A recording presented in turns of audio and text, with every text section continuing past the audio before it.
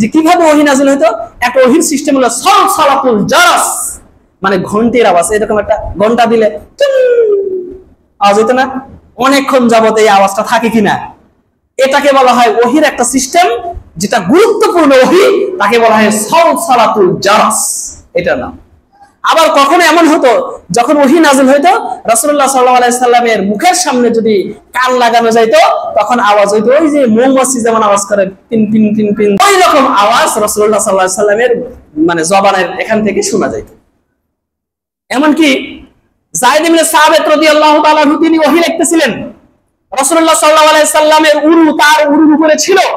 ওই সময় তিনি হাদিস বর্ণনা করতেছেন যে ওহী নাযিল হচ্ছিল, এমন সময় রাসূলের উপরে মনে হচ্ছিল যে আমার পাটা মনে হয় একেবারে চ্যাপ্টা হয়ে গেল, কতটা ভারী ছিল। যখন তার উপর ওহী নাযিল হইতো তখন তিনি নুয়ে যেতেন।